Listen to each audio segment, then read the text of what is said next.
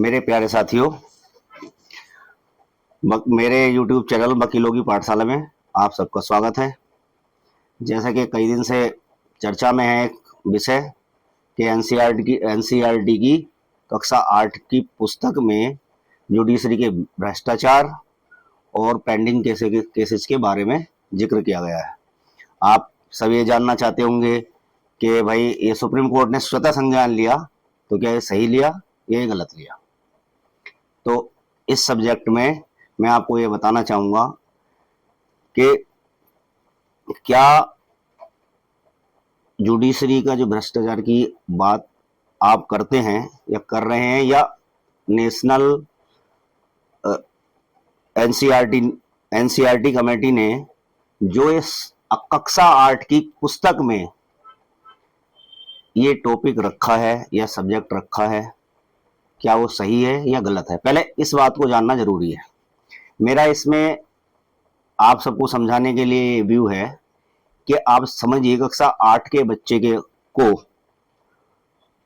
क्या भ्रष्टाचार समझाना जरूरी है या नैतिकता का पाठ पढ़ाना जरूरी है। तो जैसे ही सुप्रीम कोर्ट ने स्वतः संज्ञान लिया है सब्जेक्ट मैटर पर, वो उन्होंने सही लिया है। और अगर मेरी ओपिनियन जाने या मेरा व्यू जाने, तो जो कमेटी है, जिन जिन लोगों ने ये सब्जेक्ट अप्रूव किया है, उन्हें ना तो कमेटी और ना ही एग्जीक्यूशन सेक्टर में रहने देना चाहिए था। फिर भी अगर आज रिकमेंडेशन करूं कि उन्होंने स्वतः संज्ञान लिया या रोक लगाई है, तो ये बहुत कम अभी उन्होंने स्टेप लिया। उन्हें इससे भी बहुत ज्यादा जाना चाहिए। सवाल ये नहीं है कि जुडिशरी में भ्रष्टाचार है कि नहीं है। सवाल ये है कि जो कमेटी किसी बुक को डिसाइड कर रही है, उसका पर्पज क्या है। यानी कि अगर ये कमेटी बच्चों को भ्रष्टाचार के बारे में बताना चाह रही है, तो क्या वो जुडिशरी के स्ट्रक्चर को कक्षा 8 के बच्चे समझते हैं? और अगर वो नहीं समझते हैं, तो उस सब्जेक्ट को या उस टॉपिक को उस बुक में रखने का क्या उद्देश्य था। सवाल चलो ठीक है, आप एलिगेशन लगाते हो कि पेंडिंग केसेस हैं, पेंडेंसी है, तो मैं उसके लिए ये बता दूं, जितने केस जल्द डिस्पोज होंगे उससे ज्यादा केस आएंगे। सवाल ये है कि लोगों ने अब कोर्ट आना धीरे धीरे कम कर दिया। नहीं आना चाहते, बाहर सेटल कर लेते हैं, कुछ काम कर लेते हैं, लेकिन आज की डेट में कोर्ट से आने से अवॉइड करते हैं लोग बाग। हाँ तो शर्मा जी, आप कुछ सवाल पूछे थे, आपने का क्या सवाल था? सर मेरा ये सवाल है कि इस 8वीं कक्षा की किताब में ऐसा क्या ये चैप्टर दे दिया जिससे सीबीआई ने खुद को संज्ञान लेना पड़ा और वो इतना भड़क गए। शर्मा जी, आप भी वकालत के पेशे में हैं, तो आपको एक चीज समझनी पड़ेगी। जब हम कोई दो तरह के हमारे काम होते हैं कि हम एक किसी काम को पर्पजली करते हैं, यानी कि है ना, हम जाते हैं, हम कोर्ट में कभी डिस्टर्ब करते हैं, तो पर्पजली, कई बार पर्पजली करते हैं, कई बार गलती से हो जाता है ना। तो वहां इंटेंशन ये है कि अगर आप इस रेफरेंस को ले, तो इसके लिए मैं आपको एक रेफरेंस देता हूं, ठीक है। शुद्धोधन की कहानी, राजा शुद्धोधन की कहानी आपने सुनी है। उसने अपने बच्चे को, गौतम बुद्ध को, संसारिक चीजों से दूर रखा था ताकि वो संसार में रहे। ये एक आपने पढ़ी है, लाइट ऑफ एशिया में आपने पढ़ा होगा। तो मैं इस चीज में आपको कहता हूं कि क्या एक बच्चे को वो चीज बतानी उस समय, जब अब आपको रेफरेंस में दूर जाना चलेगा, बच्चे की कक्षा 8 के बच्चे की जिज्ञासा बहुत ज्यादा होती है। सपोज करो अभी हम एक लिमिटेड चीजों को, क्योंकि हमें बहुत सारी चीजें पता होती है, हम लिमिटेड चीजों को लिमिटेड रेफरेंस में लिमिटेड समझ के उसको वहीं पे छोड़ देते हैं, ठीक है। लेकिन अगर आप महात्मा गांधी की मोरलिटी के बारे में आप बच्चों को पढ़ाते हैं, एनसीईआरटी की बुक में ये कहते हैं कि जी उतना ही चीजों का इस्तेमाल करना चाहिए जितनी तुम्हारे लिए जरूरी हो, खाना कम खाओ। लेकिन जब आप गलगोटिया के बारे में पढ़ाओगे, तो गलगोटिया के बारे में अगर आपने उसकी जीवनी इसमें दे दी किसी बुक में, तो ऑब्वियसली बच्चों ने पढ़नी भी है। और सारे बच्चे आज की डेट में आपके हाईटेक भी हो रखे हैं। तो अगर एनसीईआरटी ने बुक बनाई है, तो ऐसा तो है नहीं कि वो एमसीडी के स्कूलों में चलेगी, अच्छी अच्छी जगह भी जाएगी।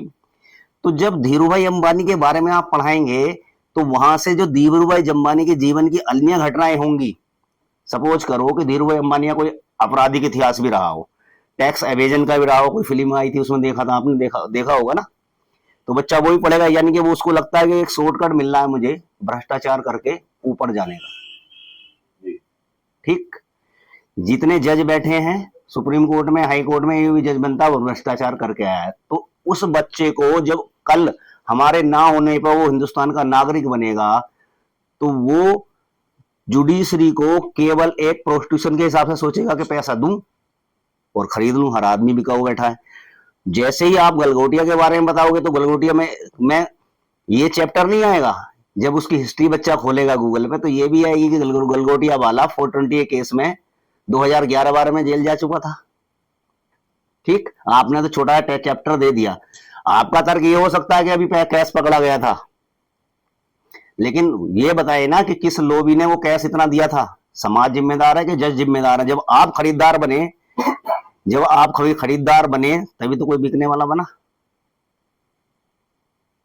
आप खरीदार बने। और इसके लिए भ्रष्टाचार की अगर बात करते हैं जुडिशरी में, तो क्या एजुकेटिव और सरकारें उसके लिए जिम्मेदार नहीं है? सर मेरा एक चीज और कहना है, क्या एनसीईआरटी की किताब में भ्रष्टाचार का एक चैप्टर साजिश है? देखिएगा शर्मा जी, हम सीधे सच्चे वकालत करने वाले आदमी हैं, ठीक है। हम इस संसार के एक छोटे से पार्ट को जानते हैं। यानी कि हम जब किसी कानून पे ही बहस कर रहे होते हैं ना कोर्ट में, तो उस कानून के बारे में हम लिमिटेड जानते हैं, तभी कोर्ट को भी हमारी असिस्टेंट की जरूरत पड़ती है। अभी आप भी कोर्ट जाते हो, मैं भी कोर्ट जाता हूँ। जब हम कोर्ट जाते हैं, माथा नहीं पीट लेते जजेज? कई लोगों की हरकतों की वजह से माथा नहीं पीट लेते क्या? कई लोग ऐसे हैं जो कोर्ट में आने लायक हैं, क्या वकालत का काम भी करने लायक हैं, लेकिन वो उन सबको झेलते हैं ना, किसी को मना करते हैं। लेकिन अल्टीमेट जब वो इरिटेट होते हैं, वहां स्ट्रक्चर पास करते हैं किसी के खिलाफ, तो वो यूं थोड़ा ना करते हैं। मैं तो कहता हूं उनके अंदर बहुत ज्यादा पेशेंस है।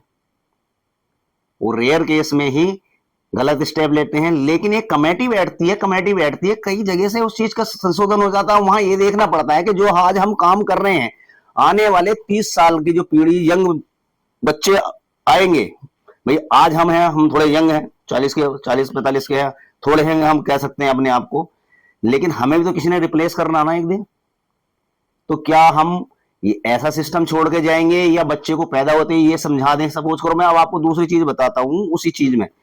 अगर बच्चे को पैदा होते ही 7-8 साल का, कक्षा 1 में बच्चा गया, 2 में बता दिया जाए कि संसार बेकार है, पैदा हुए हो तो मरोगे और मरना निश्चिंत है ना, तो क्या बच्चा जीने की आकांक्षा रखेगा? बड़ा सवाल। क्या जीने की आकांक्षा रखेगा? हम जीते हैं, हम अच्छा करेंगे। हमें अब्राहिम लिंकन पढ़ाया गया, हमें गार्गी पढ़ाया गया, हमें अपाला घोषा पढ़ाया गया, हमें शिवाजी पढ़ाया गया, हमें महात्मा गांधी पढ़ाया गया, लेकिन तुम ये कह रहे हो कि जी करप्शन, पेंडेंसी ऑफ केस। भाई वो जिसको उस कमेटी में रखना था वो कोर्ट में जाके कहता ना, उसके लिए जिम्मेदार सरकारें जिम्मेदार नहीं है। एक लिमिटेड संख्या क्यों रखी हुई है सुप्रीम कोर्ट के जजों की? क्या हिंदुस्तान में वकील जज बनने के लिए आदमी नहीं है? अनअवेलेबिलिटी है, स्पेस की कमी है। भाई संख्या अगर आपने 30-31 कर रखी है तो उसको बनाओ ना 200। क्यों नहीं बनाते हो? क्या फंड की कमी है? सारे प्रोजेक्ट पूरा करने के लिए तो आपके पास पैसा आ जाता है। एक बच्चे को तुम रजिस्टर खरीदता है, उस पर सेस लगाते, लगाओ ना जुडिशरी सेस। सर ये कमी है, तभी तो मैटर रीच नहीं हो पाते कोर्टों में। सर मैटर वो क्या करें? वो जज साहब वहां सीट पे बैठे हैं, क्या स्ट्रक्चर पास करके ये कहे कि जी 200 जजों की भर्ती करो सुप्रीम कोर्ट के लिए, स्टैंड 200 करो? ये पार्लियामेंट ने नहीं सोचना, ये पार्लियामेंट ने सोचना है ना। अगर जस्टिस डिलीवरी की वो बात करते हैं तो क्या, अच्छा दूसरा सवाल तो आपका आता है कि ये डिले होता है केस। अरे डिले होता है कि किसी भी आदमी को बिना ट्रायल के आप फांसी दे दोगे? भाई जो प्रोसीजर है और एक फंडामेंटल रूल और प्रिंसिपल वो अप्लाई करते हैं, सबको पूरी अपॉर्चुनिटी दी जाएगी, जब मना कर देगा, अपना राइट क्लोज कर देगा, तभी वो आगे बढ़ते हैं। अगर एक ही दिन में आप कहोगे उसको फांसी दे दो, फांसी दे दी आपके लिए तो अच्छा लग गया, हो सकता है उस समय वो जो ऑफेंस आरोप उसके ऊपर लगा हो वो उसने किया ही ना हो। तो किसी भी एक जज्बात में आकर के कोर्ट भी अगर लोगों को, सड़क छाप लोगों के आकर के जज्बातों में फैसला करने लगी। मैं तो अभी भी आपको ये कह रहा हूं कि जिस जो कमेटी ने ये अप्रूवल दिया है, वो सारी कमेटी के लोग, उनका तो जो आज तक उन्होंने गवर्नमेंट से अर्निंग की हो, वो भी इनकी अटैच होनी चाहिए, उनकी प्रॉपर्टी भी अटैच हो जानी चाहिए। मैं आपको बताया कि अगर किसी बच्चे को शुरू में ही कक्षा 1-2 के में जब पढ़ना जाए, जब भी कह दिया जाए कि बेटा पैदा हुए तो मरोगे और ये जीवन तो निरस है और जीवन जियोगे तो आपको बहुत दुखों का सामना करना पड़ेगा, इसलिए मर जाओ, तो मरने के लिए बच्चों को कहने की जरूरत नहीं पड़ेगी, बच्चे अपना भी कूद कूद के आत्महत्या कर लेंगे। तो फिर इस समाज का क्या होगा? सर मैं अभी सोशल मीडिया पे देख रहा था कि शिक्षा मंत्री से लेकर एनसीईआरटी तक की माफी सुप्रीम कोर्ट ने बेकार कर दी। सर मैं तो कह रहा हूं उनको इतना पनिश करना चाहिए। देखो, एक मुद्दा जानबूझ के उठाना है, एक आइडियोलॉजी है। यहाँ हिंदुस्तान में कौन किसके लिए काम करता है देखिएगा। अगर आप जुडिशरी की बात करते हैं, 20 साल मुझे हो गए, मुझसे किसी जज ने पैसा नहीं मांगा, मैं ही वकालत करता हूं और मेरे फेवर में ही ऑर्डर हुए होंगे, और ये आपको पता है कि 80% मेरे फेवर में होते हैं। वो अलग बात है कि मेरे पास पैसा नहीं है, लेकिन क्या मेरे फेवर में ऑर्डर नहीं होते? जब तुम खरीदार बनते हो तुम न्याय मांगने कहां जाते हो? तुम्हारी तो कोशिश ये होती है कि हम खरीद लें, जज को भी खरीद ले, पुलिस को भी खरीद लें, उसको भी खरीद लें। जब खरीदार बन के जाओगे तो कोई ना कोई तो, वो अलग बात है कि जिसको खरीदने गए हो वो ना खरीदा जाए, लेकिन कोई ना कोई डब्बा तो आपको बेच ही देता है। सर सुप्रीम कोर्ट का फाइनल डिसीजन क्या है इस पे? देखिए, देखो वो हमसे बहुत बड़ा सोचने वाले हैं, वो जो भी लेंगे, लेकिन ये है कि मेरे ये तो, अगर मैं वहां बैठा हुआ था तो मैं तो अल्टीमेट यही था कि मुझे तो किसी कीमत सूरत में ये छोड़ लेनी थी भाई। ये है कि चैप्टर 8वीं क्लास की किताब में रखा जाएगा या नहीं? ये 8वीं क्लास में किसी कीमत पर, ये कहीं भी नहीं होना चाहिए। अगर जुडिशरी के करप्शन की बात करते हो तो वो खुद ही मुंह से बोलते हैं। मैं तो जुडिशियल एचजीएस के इतने एग्जाम देकर आया हूं, 70 बार तो उन्होंने खुद ही हमसे निबंध लिखवाए हैं इस सब्जेक्ट मैटर पे। तो फिर मैं कैसे कह दूं? लेकिन वो पूछ रहे हैं कैंडिडेट से, ओपिनियन जानने हैं कैंडिडेट की कि जिसको हम भर्ती कर रहे हैं उसकी सब्जेक्ट मैटर पे क्या राय है। लेकिन अगर तुम 8वीं क्लास के बच्चे के लिए ये बात करते हो तो भाई मुझे जांचना है ना, मैं उनके यहाँ जज बनने के लिए गया हूं, वो मुझे जांच रहे हैं कि मेरी उस सब्जेक्ट पे क्या ओपिनियन है। अगर वो करप्शन की, अगर पेंडेंसी की बात कर रहे हैं तो वो खुद मुझसे कर रहे हैं और वो अपने एग्जाम में करते हैं वो। तो फिर एक बुक में उस चैप्टर को देना, बच्चा जिसको एबीसी नहीं मालूम है, 8वीं क्लास के बच्चे को क्या मालूम होता है? 8वीं क्लास के बच्चे वाले तो उन्होंने कानून यही बना रखा कि बैड टच गुड टच, वही बना रखा ना। बैड टच और गुड टच का बच्चे को पता नहीं है, और एक नेशनल काउंसिल ये बुक बना रही, एक चैप्टर बना रही है कि जुडिशरी, करप्शन इन जुडिशरी और पेंडेंसी एक केसेस। अरे भाई उस पेंडेंसी से क्या लेना है? आज तुम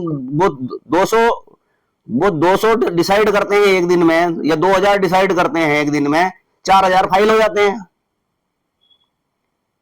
जिसने बनाया है या कोई भी, अगर जनता का कोई आदमी भी कह रहा है, डिमांड करती ना गवर्नमेंट, चीफ जस्टिस तो नहीं बोल सकता। चीफ जस्टिस कैसे बोले गवर्नमेंट को, जब गवर्नमेंट चाहती है कि 30 ही रहे? वकीलों की कमी है, जज बनने वालों की कमी है। रिक्रूटमेंट कर सकते हैं तो वो तो गवर्नमेंट को करना है। एजुकेटिव क्यों चाहेगी? कितनी पेंडेंसी केस होगी, कितने गलत गलत एडमिनिस्ट्रेटिव साइड के इतने निर्णय होते हैं जिनको सुप्रीम कोर्ट में, हाई कोर्ट में चैलेंज करना पड़ता है।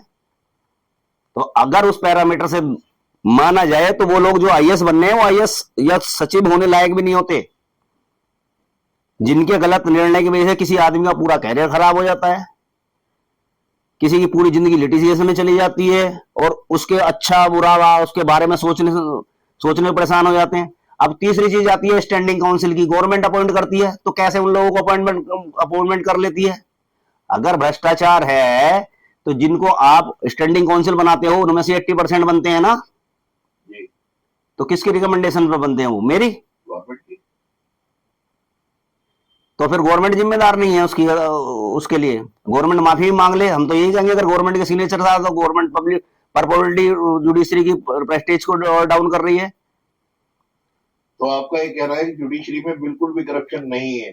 देखो, करप्शन वो जो समाज जज को खरीदने के लिए तैयार बैठा रहता है उसे एलिगेशन लगाने का अधिकार नहीं है। कोई भी कहा, किसी घर पैसे पकड़े गए, किसी ने पैसे दिए ना भाई, गुड, दोनों एजुकेटिव भी और स्टेट गवर्नमेंट भी या सेंट्रल गवर्नमेंट भी तो ये चाहेगी ना कि उनके ऊपर अंकुश ना लगे। भाई अगर अंकुश, इंडिपेंडेंस ऑफ जुडिशरी का यही तो है ना कि ये एक अलग बॉडी है और इसको सुपरविजन का काम दिया हुआ कि जब किसी की आदमी को कोई ग्रीवेंस हो ना हो तो वो कोर्ट चला जाए। अगर वो कोर्ट चला जा रहा है तो वो तो तब जाता है कि जब तुमने उसकी बात नहीं सुनी। तो तुम क्या चाहते हो कि एक गरीब आदमी भी कोर्ट ना जा पाए? मैं कह रहा हूं वो 100 भ्रष्टाचारी सही, लेकिन कभी ना कभी उनमें ईमान तो आता है। वो रुदुल शाह के बारे में भी ऑर्डर तो करते हैं, वो डीके बसु के बारे में भी गाइडलाइन तो फ्रेम करते हैं, वो लेटरों से भी करते हैं ना। तो जो सुओ मोटो एक्शन वो लेटर से लेते हैं, तो क्या उसमें भी भ्रष्टाचार होकर पैसे चले गए? तो क्या वो चाहते हैं कि लोग इतना ही फेथ ना करें कि लेटर भेज के अपने काम को करा लें? तो आपका कहना ठीक है कि सुप्रीम कोर्ट ने जो भाई एक्शन लिया, ये बिल्कुल जायज है। बिल्कुल ठीक लिया। अगर आप ही मैं वकील हूं और मैं ही ये कहने लगूं कि अदालत अदालत चोर है, तो क्या मेरे पास कोई क्लाइंट भी आएगा केस लेकर के? सारे वकील ये कहते हैं कि जो अदालत जो है, ये भूल जाओ कि हमारा ये प्रोफेशन है। हम तो ये कह रहे हैं कि हमारा ये पैशन है, प्रोफेशन नहीं है कि हम कोर्ट की हेल्प करने के लिए पढ़ाई लिखाई करके आते हैं। कोई आधे फीस दे के चला जाता, ले लेते हैं नहीं जाता, जब साहब बुलाते हैं तब भी काम कर लेते हैं। लेकिन सवाल इस बात का है कि लोग जाएंगे कहां? अगर वकील ही ये कहने लगे कि सारे के सारे जज करप्ट हैं या चोर हैं या ये है या वो है, एलिगेशन लगाने लगे, तो क्या हमें वकालत करने का अधिकार है? लेकिन सर मैंने प्रोफेशन में देखा है कि वकील दो तरीके के होते हैं। एक वो वकील जो वकालत जानता है और एक वो वकील जो जज को जानता है।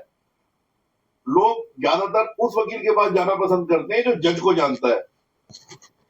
देखिए, आपका क्या कहना है? देखिएगा, जज को जानना,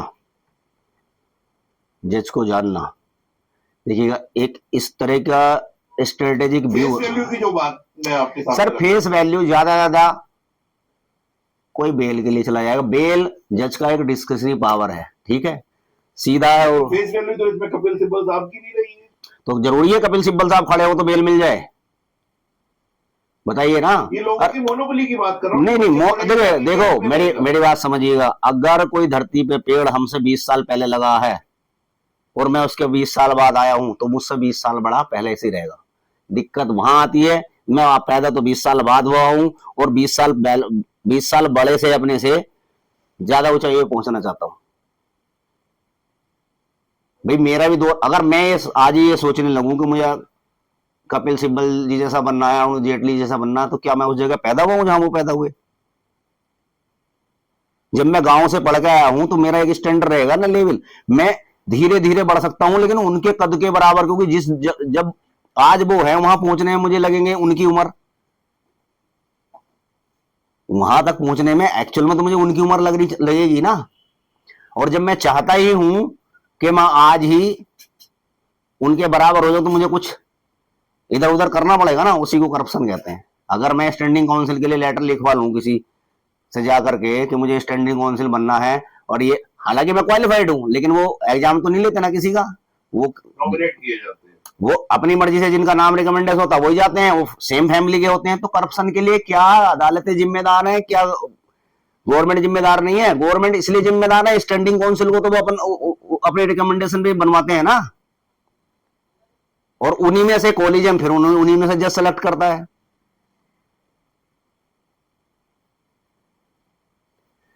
सर आपने बहुत सारे जुडिशरी के एग्जाम दिए और आप बच्चों को भी पढ़ाते हो, हमें भी पढ़ाते हो, हम भी आपसे बहुत सारी चीजें सीखते हैं।